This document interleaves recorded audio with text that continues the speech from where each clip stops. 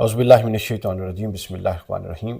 خواتین و حضرات، آج ہم ایک اہم ترین سیریز جو اسلامی احکام میں ایک بڑی اہم چیز ہے زکوٰۃ، اس پر ایک سیریز کا آغاز کر رہے ہیں، اور اللہ کو منظور ہوا تو انشاءاللہ العزیز تمام فقہی مضامین پر جو فقہی مباحث ہیں ان پر ہم بات کریں گے۔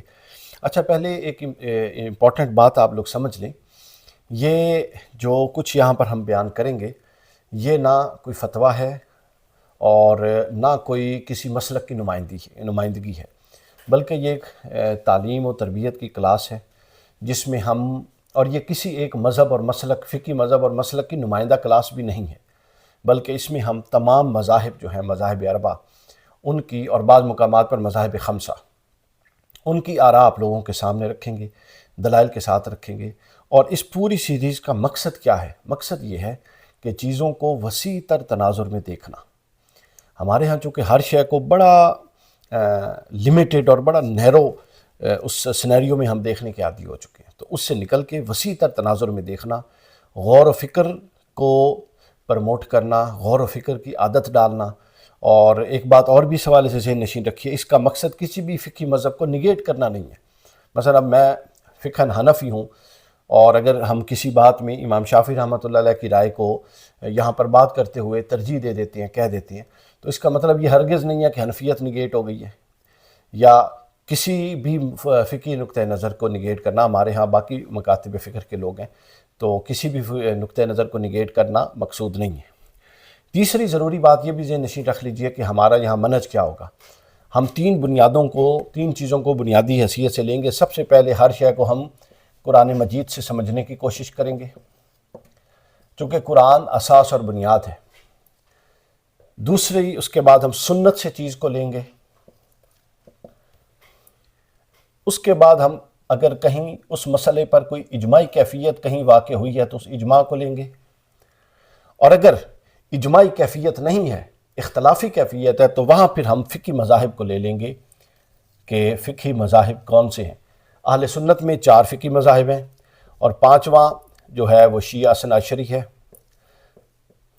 تو ہم ان تمام فقہی مذاہب کو لے لیں گے اور سب کے دلائل آپ لوگوں کے سامنے رکھ دیں گے، نہ کسی کو ترجیح دیں گے، نہ کسی کی تردید کریں گے، اور اگر بعض مقام میں ڈسکشن کا تقاضا ہوا تو کسی ایک کو ہم اس کی ترجیح پر بھی بات کر سکتے ہیں۔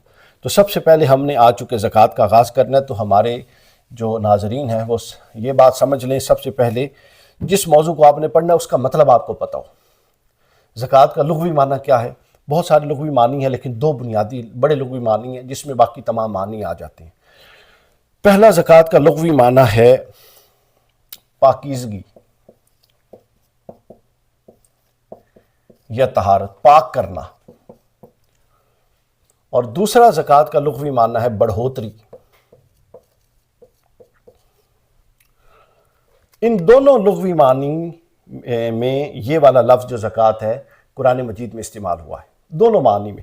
مثلا قرآن مجید کی جو سورہ الشمس ہے، سورت نمبر 91، اس کی 9 نمبر آیت میں یہ لفظ بیان ہوا ہے، قد افلح من زکاہا، وہ فلاح پا گیا جس نے اپنا تزکیہ کر لیا۔ تو لفظ آیا ہے زکاہا،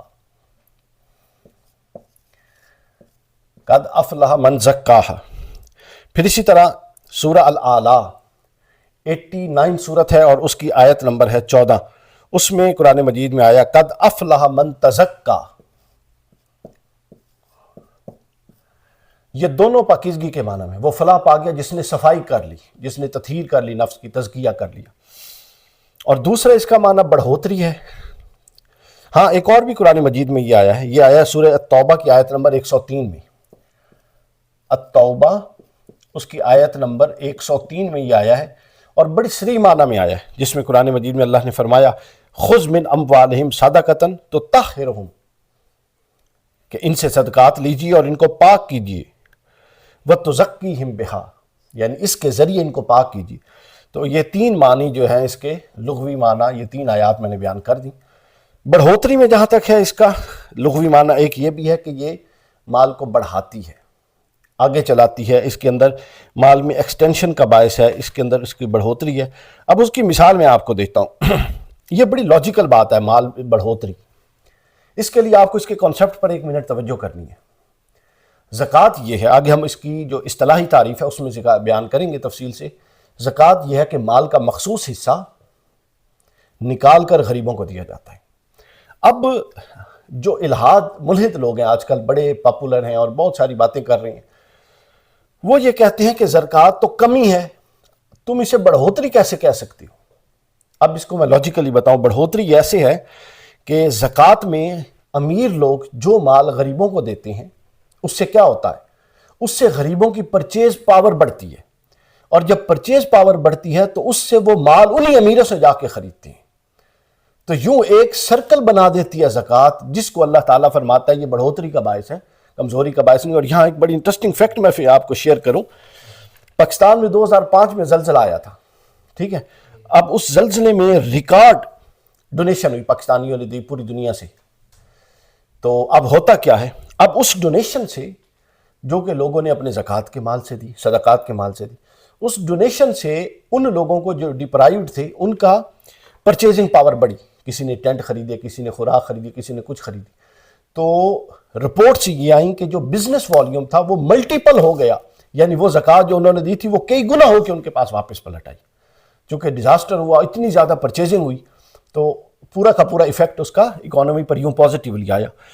تو میں نے لاجیکلی یہ بتایا آپ کو کہ زکوٰۃ جو ہے یہ بڑھا دیتی ہے۔ اچھا، اس کے اندر احادیث کے اندر بھی اشارہ یہ بڑھاتی ہے، وہ کیسے بڑھاتی ہے وہ سن لیں۔ حدیث پاک کے اندر یہ ہے، اور اس کو زکوٰۃ کی حکمت کے اندر بھی ہم بیان کریں گے کہ حضور صلی اللہ علیہ وآلہ وسلم نے بیان فرمایا کہ زکوٰۃ جو ہے یہ ایک کلا ہے۔ پرانے دوروں میں کلے ہوتے تھے رہائش گاہوں کے ارد گرد، اور وہ ان کو محفوظ کر دیتے تھے باہر کے جنگجوؤں سے۔ تو زکوٰۃ ایک کلا ہے جو آپ کے مال کو محفوظ کر دیتا ہے ہر شیطان سے، ہر نقصان پہنچانے والے سے، ہر شیطانی قوت سے۔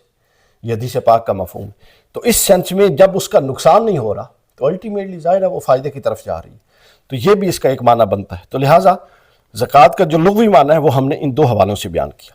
اب اسی کے ساتھ ایک تیسری چیز جو بیان کرنا مقصود ہے، اس کے بعد پھر ہم زکوٰۃ کے جو ہے اصطلاحی معنی اس پہ چلے جائیں گے۔ وہ آپ سمجھ لیں، وہ ہے زکوٰۃ کی حکمت۔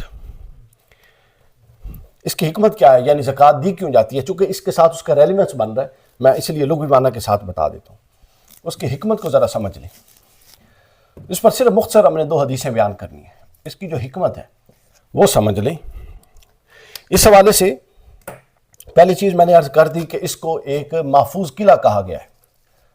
زکوٰۃ جو ہے وہ مال کے لیے محفوظ قلعہ ہے، اور اس کے لیے حدیث پاک ہے، حضور صلی اللہ علیہ وسلم نے خود فرمایا، حضور نے فرمایا کہ اموال کو زکوٰۃ کے ذریعے، مریضوں کو صدقہ کے ذریعے، اور بلاؤں اور مصیبتوں کو دعا کے ذریعے ٹالو اور ان کو دور کرو۔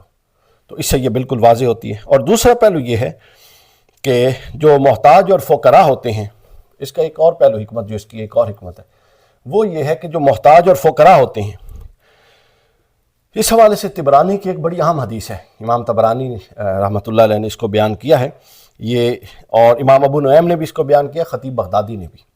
وہ یہ بیان فرمایا کہ قیامت کے دن جو فقراء ہوں گے ان کی وجہ سے جو امراء ہیں ان کو عذاب دیا جائے گا۔ وہ اللہ کے حضور یہ شکایت کریں گے کہ باری تعالیٰ تو نے معیشت میں فرق رکھا، جس طرح قرآن کہتا ہے کہ سب کی معیشت ایک نہیں، پھر اس کے بعد تو نے اے باری تعالیٰ ہمارا معاشی حق ان کو دیا، اور ان کو یہ حکم دے دیا کہ فی، اور ہمیں یہ بتا دیا وفی اموالہم حق للسائل والمحروم، وفی اموالہم حق معلوم للسائل والمحروم، یہ دونوں لفظ ہیں قرآن میں۔ تو نے ہمارا حق ان کو دیا، لیکن انہوں نے اپنا حق ہمیں واپس ادا نہیں کیا۔ تو اللہ تعالیٰ نے فرمایا، حضور نے فرمایا کہ اللہ فرمائے گا کہ مجھے میری عزت کی قسم، میں آج اغنیاء کو اپنے سے دور کر دوں گا اور فقراء کو اپنے قریب کر لوں گا۔ لہٰذا اس کو ذہن نشین رکھیے کہ یہ ایک جو ہے اپنا محفوظ کا قلعہ ہونے کے ساتھ ساتھ، حفاظت کا قلعہ ہونے کے ساتھ ساتھ، یہ جو ہے یہ باعث نجات ہے۔ اس کی دوسری حکمت یہ ہے کہ باعث نجات ہے۔ تیسرا ایک اور پہلو ذہن نشین رکھ لیجئے کہ جو زکوٰۃ ہے یہ احسان نہیں ہے، یہ حق ہے۔ یہ ذہن نشین رکھیں، آپ اگر کسی کو زکوٰۃ دے رہے ہیں تو آپ اس کے احسان نہیں کر رہے، اگر آپ زکوٰۃ دے رہے ہیں تو یہ آپ حق اور فرض ادا کر رہے ہیں. یہ عین ممکن تھا کہ یہ معیشت اللہ اس کے اپنے رزق میں دے دیتا، مگر حکمت الہی یہ ہوئی کہ آزمائش کے طور پہ اس کی معیشت اٹھا کر کسی دوسرے کو دے دی گئی. اب آزمائش یہ ہے کہ کیا وہ اپنی معیشت کا وہ حصہ اس کو واپس پلٹاتا ہے جو اللہ نے دیا، اور اس کے لیے خاص لفظ قرآن نے استعمال کیا. یہ دو آیات ذہن نشین رکھیے، سورہ المعارج کی آیت نمبر 24-25، آیت 24-25، یہ بڑی اہم آیات ہیں، اس کو ذہن نشین رکھیے. اس میں لفظ آیا ہے حق معلوم للسائل والمحروم، یعنی اس میں کوئی شک والی بات ہی نہیں ہے، متعین حق ہے جو سائل اور محروم کے لیے. اور دوسری سورہ الزاریات کی آیت ذہن میں رکھیے،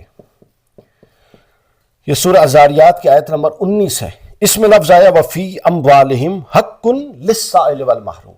تو دونوں آیات میں ایک ہی لفظ آیا اور وہ لفظ ہے حق. کہیں پر احسان کا لفظ نہیں آیا. قرآن جہاں پر احسان لاتا ہے وہاں پر احسان لاتا ہے. تو لہٰذا سال گزرنے کے بعد مال پر زکوٰۃ دینا یہ کوئی ایسا عمل نہیں ہے کہ کر لیا جائے تو جی بڑا اچھا ماشاءاللہ ہونا چاہیے، نہیں، بلکہ یہ فرض ہے اور یہ حق ہے، اور اگر کوئی اس کو ادا نہیں کرتا تو گویا وہ اپنے حق کو قضا کر رہا ہے اور اپنے فرض کو ادا نہیں کر رہا.